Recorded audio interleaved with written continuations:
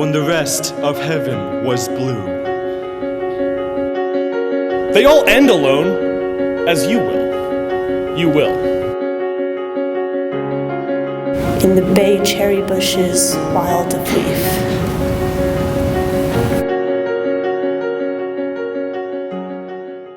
Well, every year, Judge of all the schools participates the most, but we look for poems to recite, every student in Judge.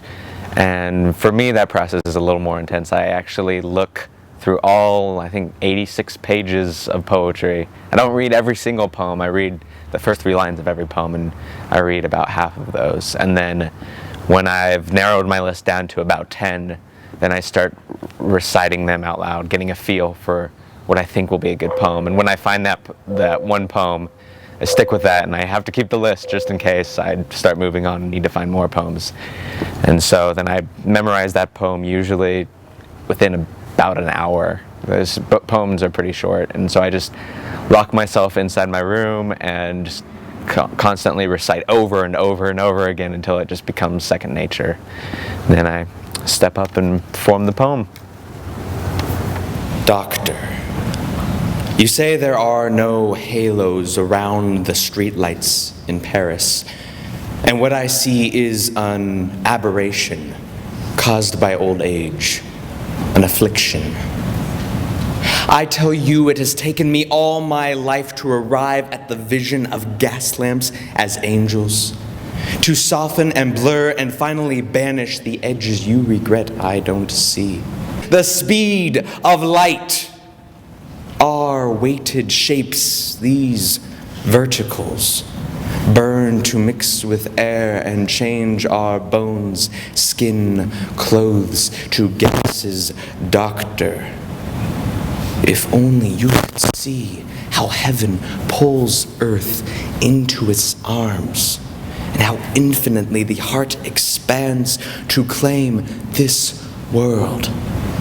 Blue vapor without end.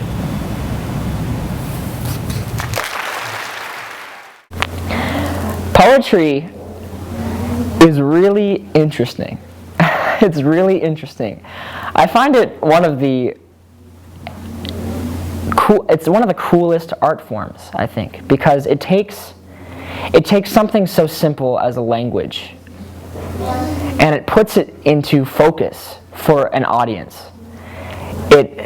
It allows for so many different kinds of things to be relayed through a bunch of words. When you put a bunch of people in a room and you have them listen for a couple minutes to one person talk, because that's all poetry really is. Poetry is just talking the right way. It's just talking so that the audience feels something through it. It's talking so that they feel what you or the original author meant for you to feel. So I find that poetry really, it's a way for you to convey simple emotions in many ways through words, and just words. And that's the amazing part of poetry, is that you have no gimmicks to hide behind. There's nothing else. There's no masks. There's no music. There's no microphones. There's no makeup. There's no costumes. There's nothing. It's just you're performing, and you're speaking. You're talking. And you have to command this audience just by talking. That's what poetry is. It's really cool.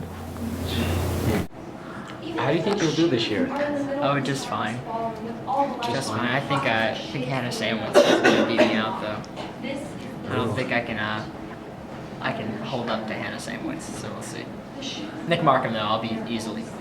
I know my easiest competitor is Connor McCoy. He's not very good. It's just he's not my competitor because he knows that he has no chance of actually competing.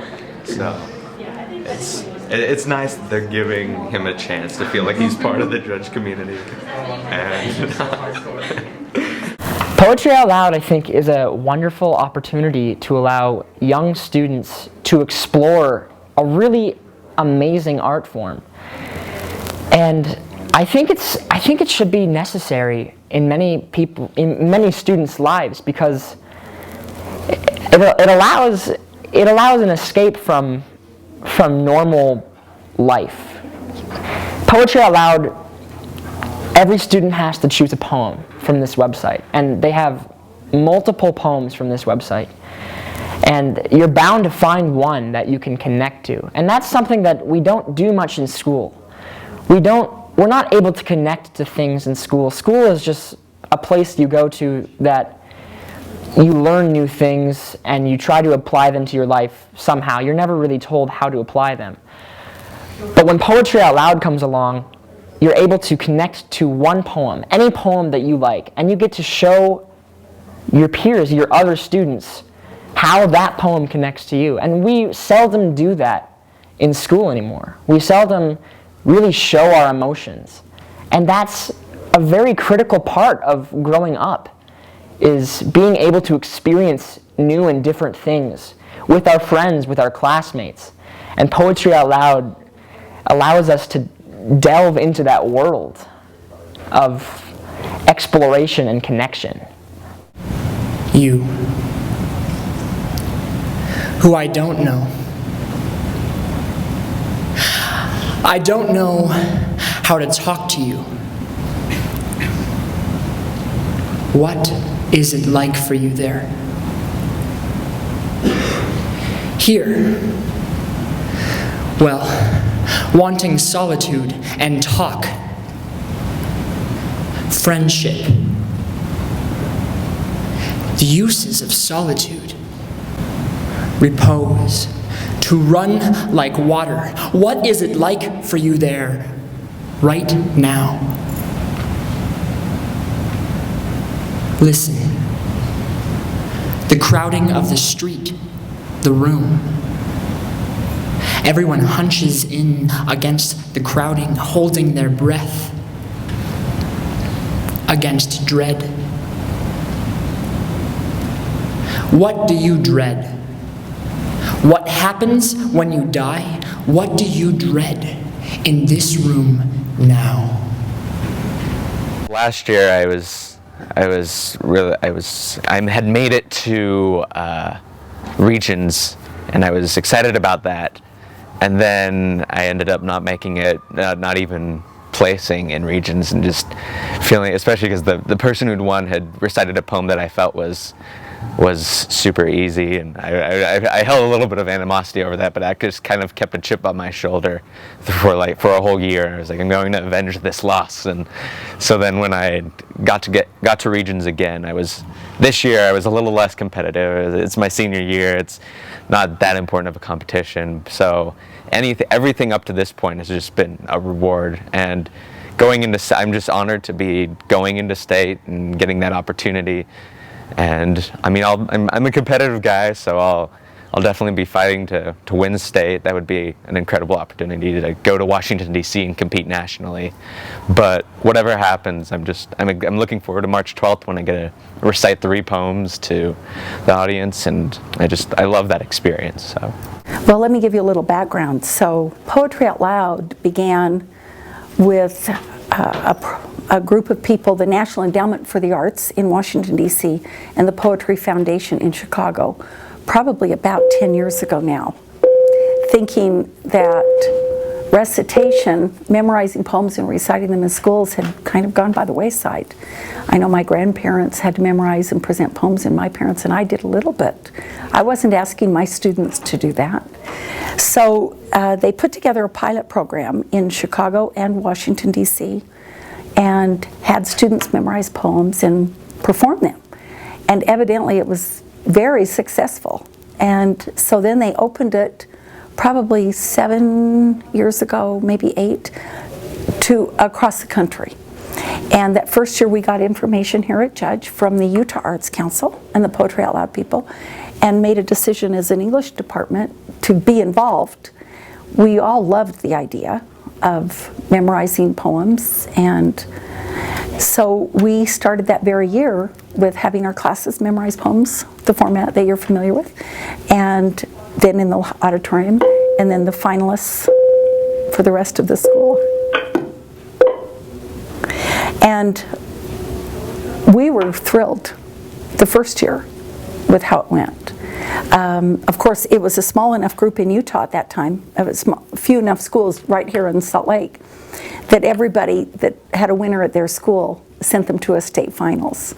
But it's grown. This year, I think there were 43 schools, if I recall, across the state, and they had regional competitions.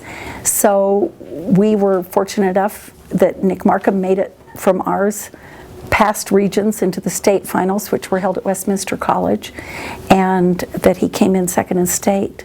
But I think it's more important than winning a contest. As nice as it would be to have somebody from Judge win, I think the fact that students are enjoying the words of poets, and they get to choose one and then kind of make it their own, figure out what it means and how to perform it. I think that's the benefit. Then everybody has a poem to keep.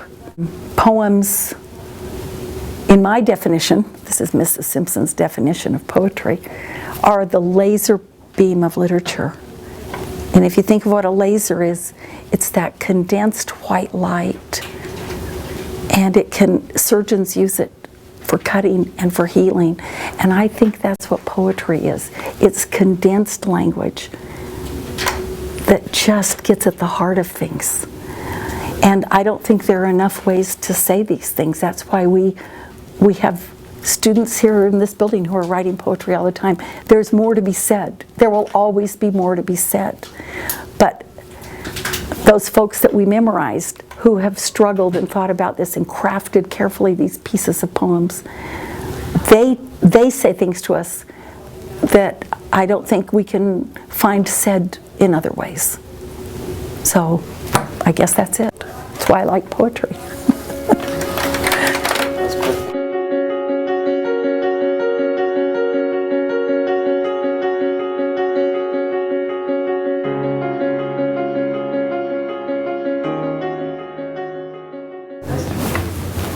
What's your favorite breakfast cereal?